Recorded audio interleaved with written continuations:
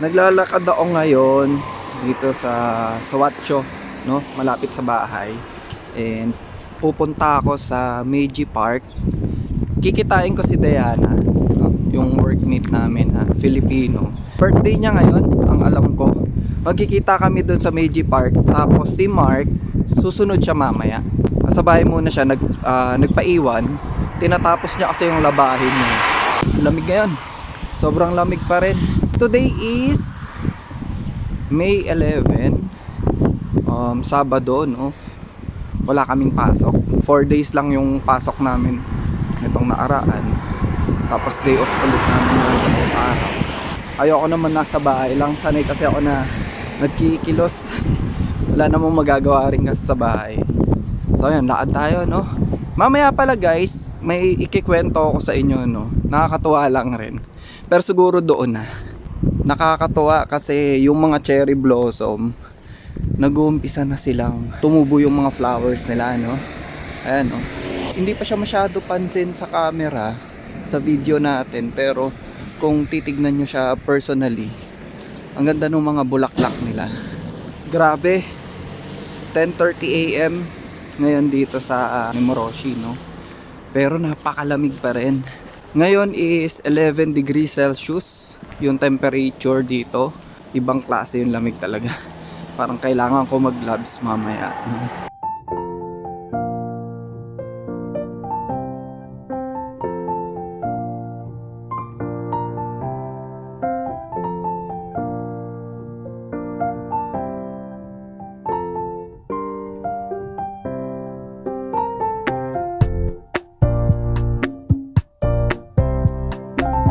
Mamaya guys, madadaanan natin yung pinakatrabaho ko, no?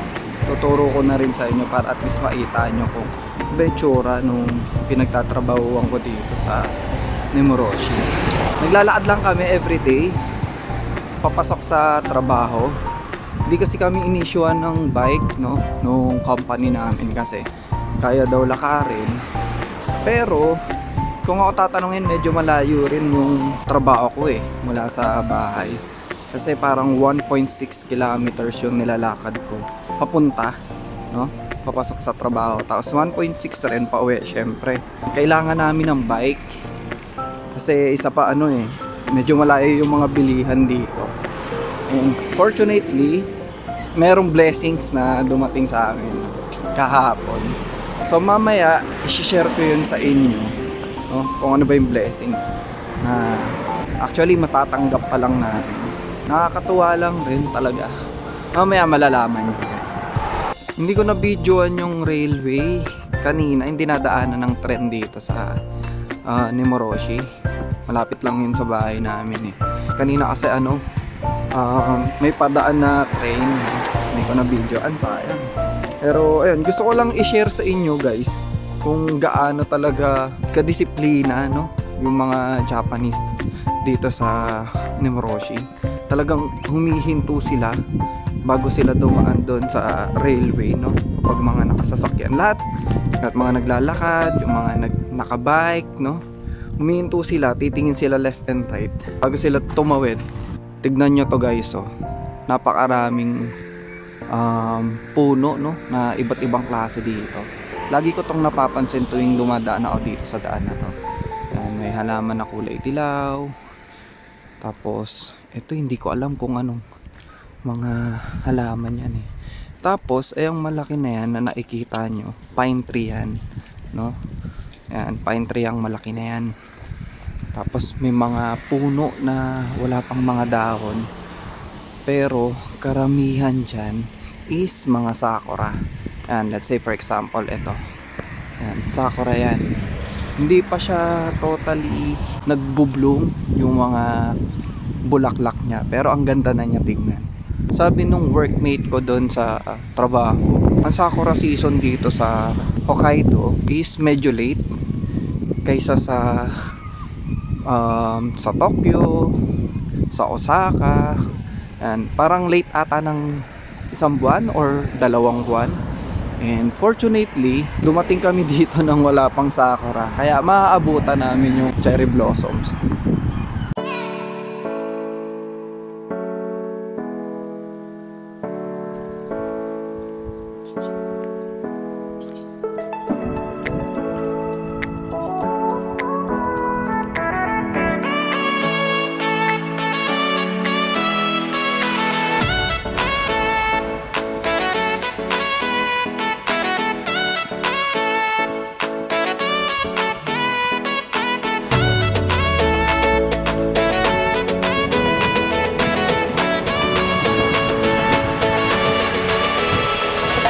Ito yung pinagtatrabahuan ko dito.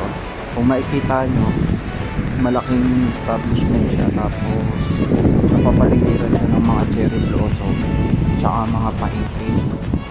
Then, ang ganda ng sakura. Oh. Medyo white. Okay.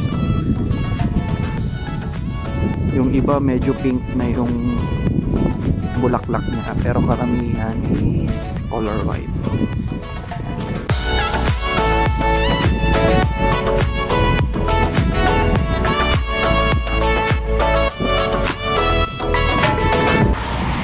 Bali, ito pala si Diana.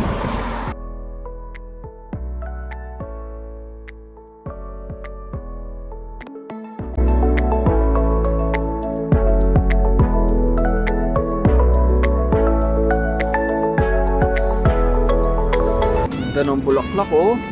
Yung bulaklak dito tumutubo lang kung saan-saan, no? Ano? Ganda. Hmm? Oo nga eh. Ano mga halaman yan? So, ito, magkasama na kami ngayon ni Diana. Yan. Ay, happy birthday! Ang birthday kasi ni Diana eh. Bali si Mark, naglalaba pa sa bahay, no? Sabi niya susunod daw siya sa Meiji Park. Nauna na ako kasi mamaya kasi malamig na. Hindi ko kasi kaya yung lamig around mga 2 PM. Hindi ko na kaya mag-video sa labas. Talagang manginginig ka na sa sobrang lamig. Malayo pa ba yung Meiji Park dito? Malapit lang, diretso Malapit lang din. Liliko pa tayo or Diretso lang yan. diretso lang, no? Bali guys, yung trabaho namin, dito siya sa left side. Dire-diretso lang. Papuntang Meiji Park. Dito kasi sa Nemoroshi, napakadaming park dito na maaari mong puntahan. And magaganda yung mga park dito sa lugar na to.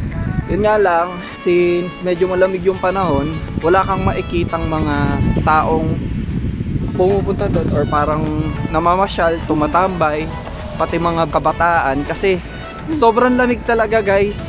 Pero ang saya dito maglaad-laad kasi ang daming mga park.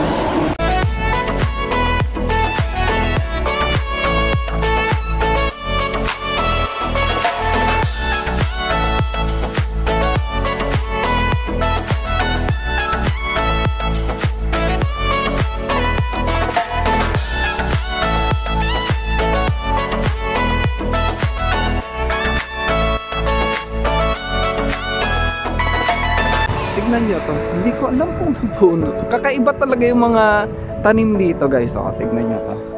Diana, ano sa tingin mo niyan? Bonsai. Bonsai?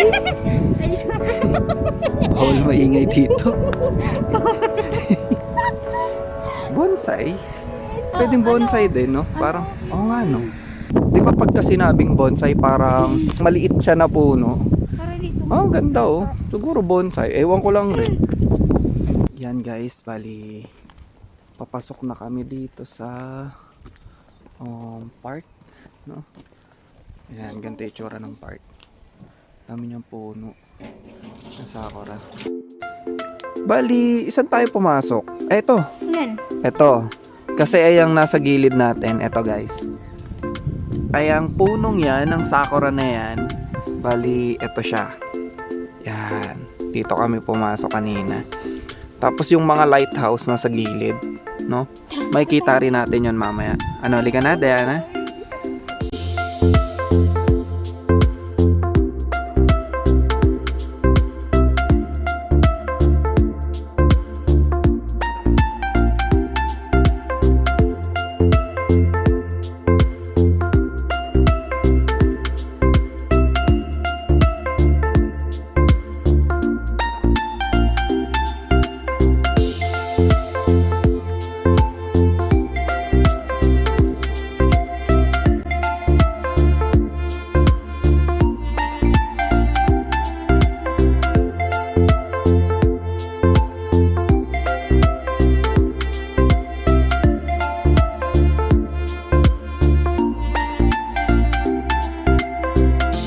Mas maraming. Cherry blossom. Hala, grabe, napakaganda. Abunay. Hmm? Abunay. Ah, abunay. Delikado. Ah, ayun pala, abunay. Okay. Ayun, nakalagay abunay. which means parang delikado, watch out, parang ganun. Caution. And pwede kasing madisgrasya ka.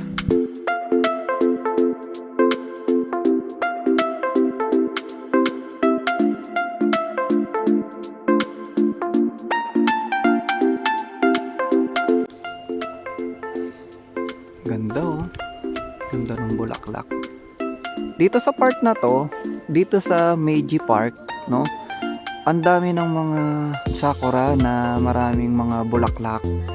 Di katulad doon sa malapit kasi sa trabaho namin, may mga parang patubo pa lang yung mga bulaklak, no? Mga sakura. Gusto ko bumalik dito after 1 month.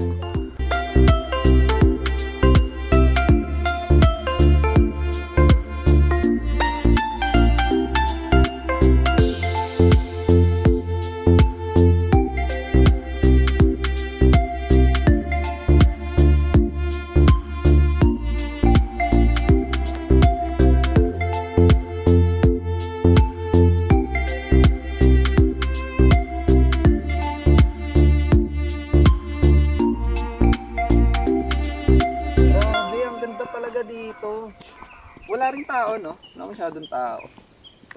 Yan, kung titignan mo yung paligid, puro pine tree, cherry blossom, tapos may mga kakaibang mga halaman rin dito. Tapos guys, alam nyo ba, dito may mga fox na makikita ka. Kanina may nakita akong fox dyan, pag-alagala lang, no? Tapos ano yung isa? Yung deer, nakalimutan ko tuloy. Basta may deer, may makikita ay maliliit na deer. Welcome to Memoroshi. Meiji Park. Yan, Meiji Park. So, kung may mga Filipino dito sa Memoroshi, siguro mare-recommend ko na pumunta kayo dito sa Meiji Park kasi napakaganda talaga. Kung mahilig kayo sa mga magagandang environment, mapupuno, no? Parang mga gubat, parang gubat kung titignan mo Ay, maganda sa pakiramdam kapag naglaad-laad kayo dito. Nagkataon pa ngayon guys na yan, maaraw. Ramdam ko yung araw, yung init ng araw, no? Kaya maganda maglaad. Pero feeling ko kapag walang araw, bandang hapon, hindi maganda masyado maglaad dito kasi sobrang lamig. Guys, oh. Ganda, oh. Nakikita niyo, oh.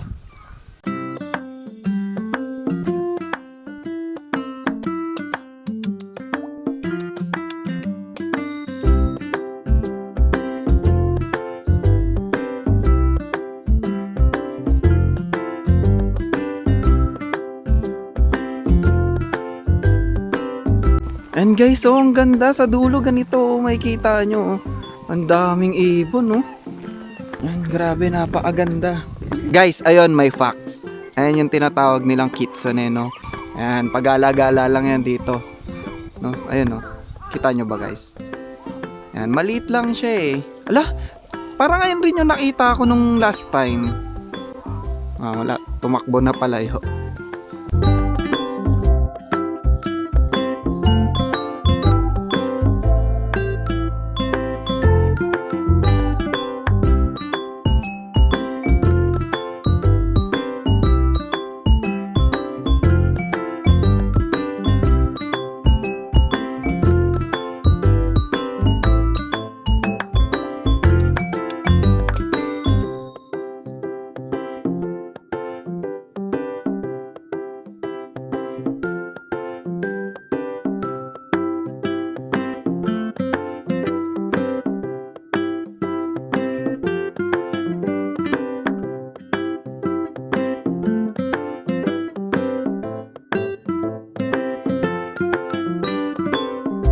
So kanina, andito kami, no. Bali, ito yung pinaka palatandaan sa entrance nitong Meiji Park.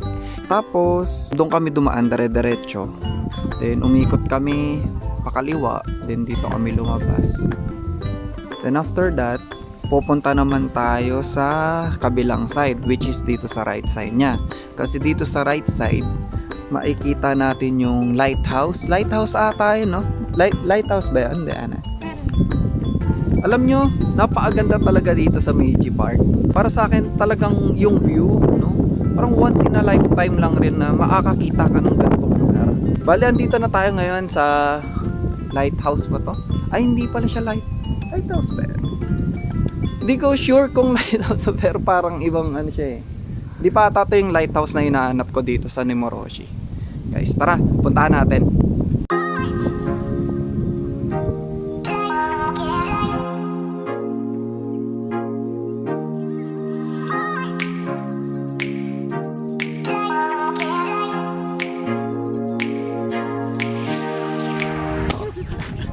Ayaw nyo pa mag-jacket kasi gusto nyo pa daw mag-picture.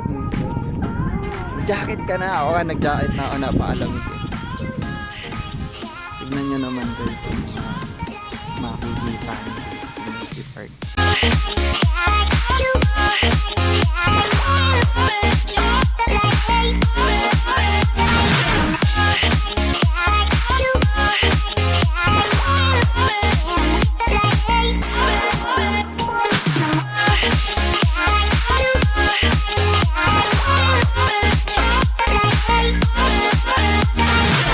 Tapos na kami mag-tour dito sa may Meiji Park. So, bala ko pumunta muna ng Docomo. Kikitain ko naman si Mark doon. Di na nakasunod si Mark eh kasi apply namin yung wifi sa bahay. So, ayun, medyo hindi ako masyado nakapag-capture din ng video kasi ang dami kasing magandang lugar dito. Malolobot na yung cellphone ko kakatake ng picture.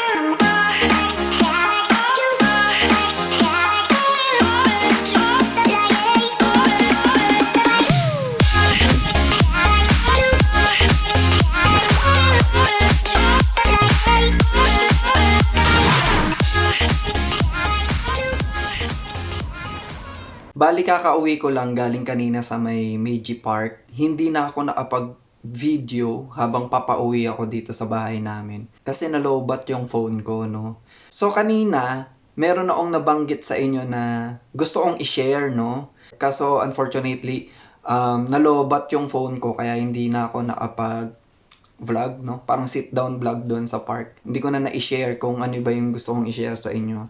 Kaya ngayon ko na lang i-share, no? Sa trabaho kasi medyo malayo, no? Medyo malayo yung work ko.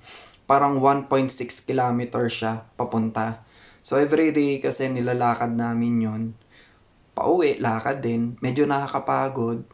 And medyo mahabang oras rin yung lakaran. So sabihin natin mga 20 minutes to 30 minutes. Nakakatuwa lang rin kasi meron kaming isang workmate, no? Parang na-share lang rin namin na wala kasi kaming bike, naita kasi namin siya na nagbabike. Tapos, nagtanong kami kung saan ba pwedeng makabili ng bike, no? Kung malayo ba, malapit, ganyan.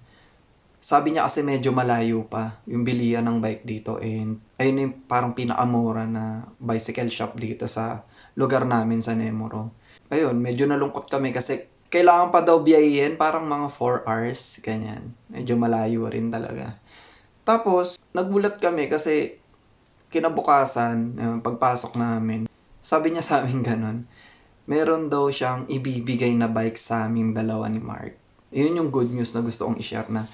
Nakakatuwa lang rin, no? Kasi isipin nyo kung papaano sila magbigay, kung papaano sila tumulong, no? Nakakatuwa lang rin yung mga Japanese people kasi sobrang babait nila. So, ayun, syempre nakakaya naman. Sabi namin baka pwedeng bayaran na lang namin yung bike. So, ayaw kasi niya magpabayad. Gusto niya talagang ibigay. So, ayun, nakakatuwa lang rin kasi kung sakaling makuha namin, maibigay sa amin yung bike, meron na kaming gagamitin, no? Mas malayo na yung mapupuntahan natin, mas marami tayong lugar na medyo malayong mapupuntahan. Siguro dito ko natatapusin yung video natin for today. And maraming salamat sa inyo sa pagsuporta, no?